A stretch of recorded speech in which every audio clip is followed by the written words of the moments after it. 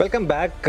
आवाज़ के 20 साल का जश्न मना रहे हैं हम और बात कर रहे हैं एक ऐसी शख्सियत से जो पिछले 20 साल से हमारे साथ जुड़े हुए हैं। अच्छा मनीष जी, 20 ब्रेक से पहले हम बात कर रहे थे पिछले 20 साल में क्या हुआ, अगले 20 साल में क्या हो सकता है, लेकिन पब्लिक मेमोरी काफ़ी शॉर्ट होती है, तो ज़्यादातर पिछले 1 साल में या 2 साल में क्या हुआ वही लोग याद रखते हैं। 2024 की जो सबसे बड़ी थीम्स थी उनमें से एक थी EMS या PLI थीम। डिक्सन टेक फॉर एग्जांपल एक ऐसा स्टॉक जिसने मैसिव रिटर्न्स दिए। क्या ये थीम और दूसरी एक और थीम थी और जिससे आप भी सारवा रखते हैं, स्टॉक मार्केट से रिलेटेड प्लेज, चाहे एक्सचेंजेस हो या डिपॉजिटरीज, कुछ भी उठा कर देख लीजिए। क्या ये दो थीम्स 2025 में भी कंटिन्यू करेंगी? क्या कोर पोर्टफोलियो का हिस्सा होना चाहिए इन्हें? सी अनुज, अपना जो मेन काम है as a investor is to take a asymmetrical bet कि you are buying pessimism and selling optimism.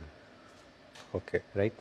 अब ये जो क्षेत्र थे जब शुरू हुए तो सब जैसे EMS में सोचते थे क्या 4% 5% मार्जिन का बिजनेस है, कोई भी कर सकता है।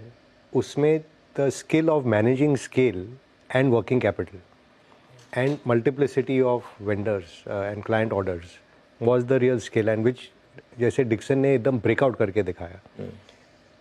Keynes is another example where their working capital is very different from the way Dixon manages it.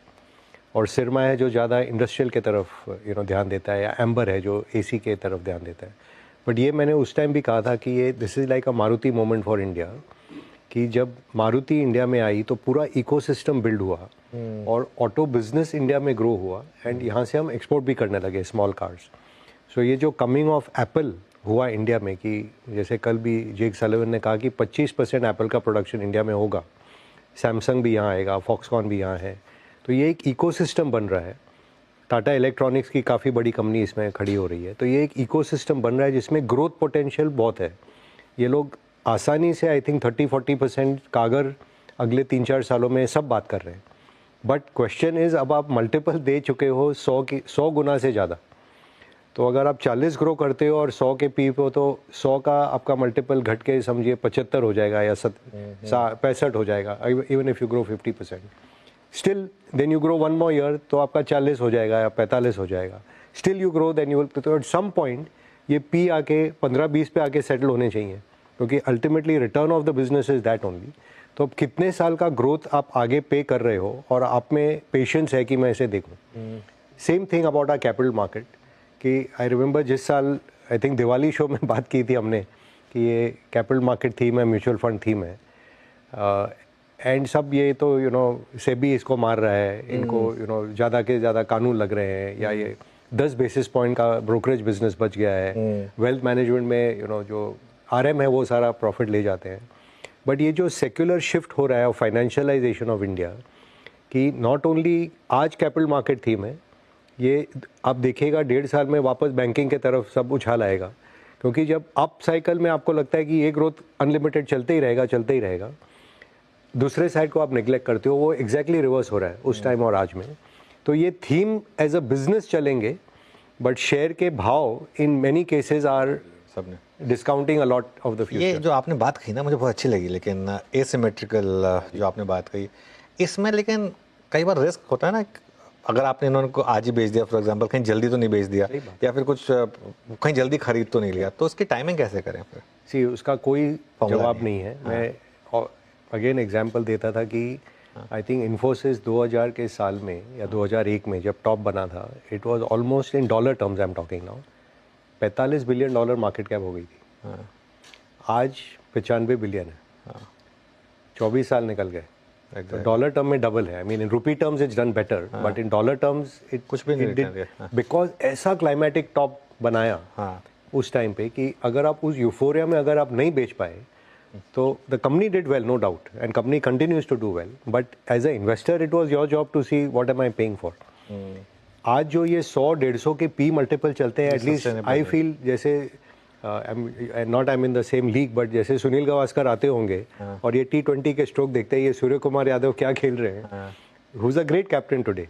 तो ऐसा मार्केट में कभी कभी हमें भी लगता है कि ये क्या चल रहा है, इतना मोमेंटम में हम लोग जैसे P to growth, P itself is a derivation of return on equity, और उसके ऊपर आप बोलते हो पी टू ग्रोथ मल्टीपल निकाल ले, हम लोग गिनते थे कि 0.5 0.6 तक ले ले तो ठीक है। आज मानते हैं कि इसको 2 टाइम्स ऑफ ग्रोथ पे भी ले लें पी को तो कोई प्रॉब्लम नहीं है। जैसे मैंने आपको उदाहरण दिया ईएमएस में 40-50% ग्रोथ है और 100 का पी है, तो you are paying a lot today, और ये ऑलमोस्ट नॉन मैथमेटिकल मार्केट हो गया है कि मोमेंटम जब तक है तब तक हम जारी रहेंगे। एंड ये ऑल्सो एग्जैजर्बेट हुआ है 2 चीज़ों से। एक तो the advent of algorithms who take a trend and extend it maximum. बिल्कुल। ETF जो प्राइस एग्नोस्टिक रहते हैं because they have to play along with the indices. And third is retail जो कि प्योर मोमेंटम खेलते हैं। मैंने पास्ट में भी कहा 3 शेयर मैं इंडिया में देखता था, yes bank, idea, Vodafone and Suzlon. Maximum volume यहाँ होते थे, मैक्सिमम। अब किसी को पूछो कि इनमें क्या कमाई है, क्या होने वाला है, किसी को धारणा नहीं, बट थीम अच्छा है। रिन्यूएबल एनर्जी में सुजलॉन है, बैंकिंग में येस बैंक है, टेलीकॉम बहुत अच्छा है, आइडिया, उस पर अनाप शनाप पैसा लग रहा था। इसमें सब में 30% करेक्शन हो गया है। तो बिना जाने कि क्या होता है you can lose money. So it's not only climatic top, sometimes euphoria in a certain share also tells you कि something is missing over here. जितने इंडियंस के पास वोडाफोन आइडिया उनमें से 25% के पास भी भारतीय नहीं है। ये मतलब एक and exactly and the absolute money wealth was made in भारतीय 110-120 बिलियन डॉलर का मार्केट कैप बन गया है। बिल्कुल।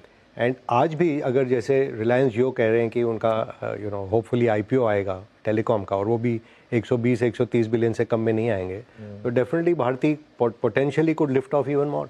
एब्सोल्युटली। चलिए, खैर आपने एक एग्जांपल अच्छा दिया सूर्य कुमार यादव का, शुक्र है कि विराट कोहली का नहीं लिया। नहीं, बट सी जैसे हर ग्रेट प्लेयर के अप डाउन साइकिल होते हैं, स्टॉक्स में भी होते हैं। तो दैट्स ऑल आई से कि if you don't change with the times and you don't stay ahead and keep practising, क्योंकि वो फर्स्ट टाइम जो डेब्यूटेंट बॉलर है वो भी कभी कभी सचिन का विकेट ले लेता था। तो ऐसे कोई सोच ले कि मैं ही सबसे शाना हूँ और मैं ही जानता हूँ, अपना भी विकेट यहाँ गोल हो जाए। तो we have to keep learning. हमारे बिजनेस का मेन सिद्धांत ये है कि we are life long learners, life long student. बिल्कुल। एंड जो कमाई होती है वो बिजनेसमैन के पीछे होती है।